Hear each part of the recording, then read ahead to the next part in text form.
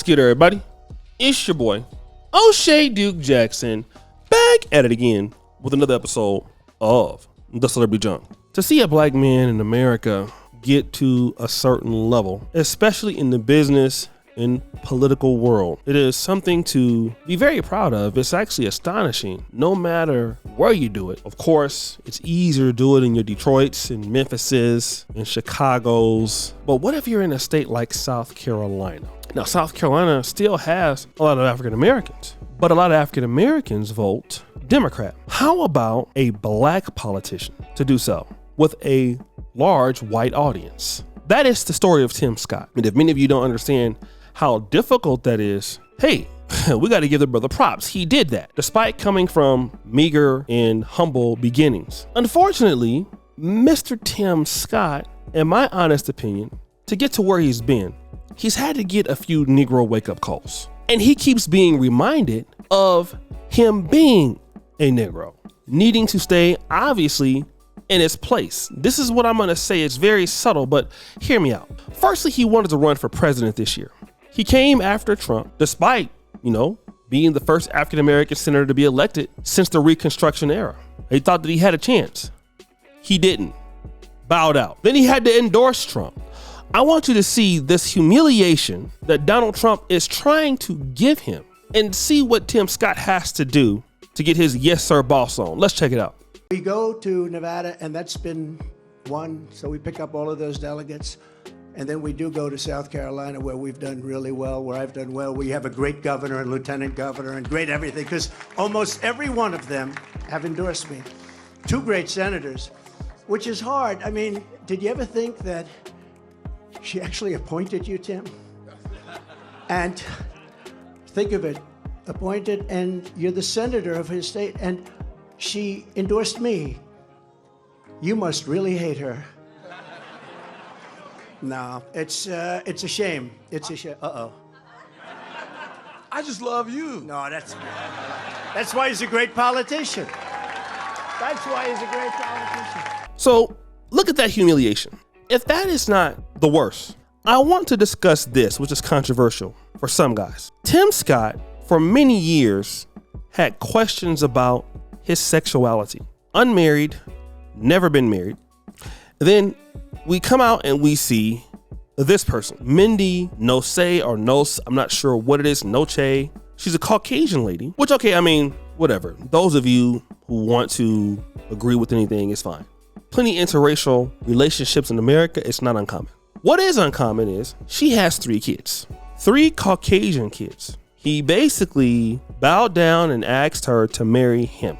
Now, this is what I'm talking about when it comes to a lot of the black men, a lot of the black conservatives. I'm noticing this. Black men who want to move up in the political phases of the world. Have you noticed that they're always sunned? Democrat or Republican, always sunned. They have to be put back into their place somehow. Donald Trump just did it.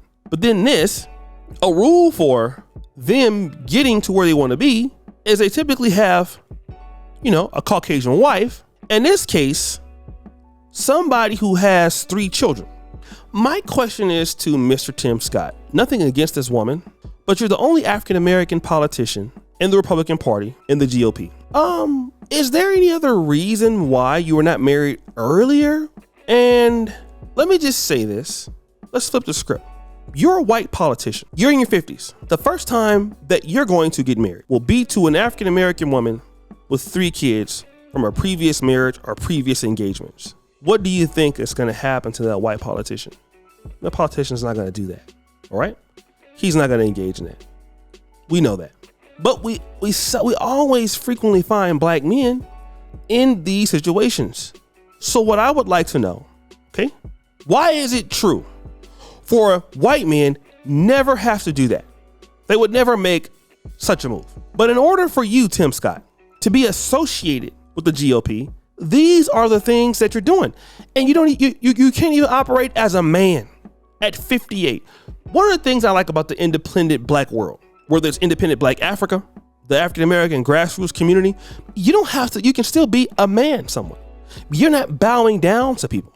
And what is the point of working hard all of your life to be to where you are Where in the opposite realm, if a guy of another race was your age, he would never do what you're doing. He would never have to humble himself, because you have a lot of men that are black conservatives. They pretty much have to almost, in my honest opinion, this is not every brother, but I've noticed this. Man, they have to like almost sell their soul for their white counterparts or their white audience. They have to become somebody completely, I don't know, powerless or non-threatening. And they have to be so submissive. And if this is the case, why are black men signing up for such a life? And this is the problem I want to talk about we have in black America.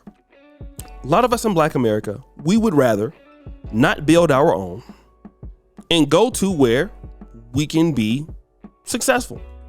That's white society, it's white America. I get it. They have all the jobs, they have the money, they have the institutions. What happens as black men is when we don't build those institutions to ourselves and we have to go where these things are, we don't realize the price that we have to pay for these things. And a lot of that price is paid with our pride, our manhood, being consistently insulted, having to disrespect our own community on behest of another community, all for cash or all for to be accepted, when we can do what other groups have done, which is build their community, build our community. Nobody said it's going to be easy, but I would rather have a fellowship with black men that I can do business with and be myself and have my own power and authority than to have all the money and opportunity and to be son like that. I don't want it. It's something I'm not interested in. I see YouTubers going that route. I see Candace Owens going that route. And just so that anytime they don't like you, want to know what happens to you? They're done with you. And the reason why they're done with you, because that's a punishment for not building your own stuff. Whenever you don't build your own stuff, you're always at the behest and rules of someone else. And so what you get from that is to continue to stay powerless. And I'm sorry, I know that I'm a man. God anointed me to be a man. He wanted me to walk in my own destiny and my own glory. I don't want to be a man or a boy for somebody else. Isn't that what the civil rights movement was about? So we can stop being boys. I'm not going to keep your money. I want to be a man. This is why you saw in Memphis in 1968, these garbage collectors, they were not protesting the union, just only that. That's why Dr. King was there in Memphis when he got killed. They had a sign that said, "I am a man." Of course, they wanted their rights and they wanted their pay and such, but they were also saying, "I am a man." And I think we want to be men. I know we want to be men. I'd rather build my own stuff hard, but it's mine. I don't want to have to be going to somebody else and taking whatever it is that, let's just be honest, they probably wouldn't take themselves. But we're so glad to have it. You know what I'm talking about too. All right. So guys, what do you think? It's your boy, Shady Jackson, back at it again with another episode of The Celebrity Junk. Appreciate you for all you do. Heard the bell. We're out.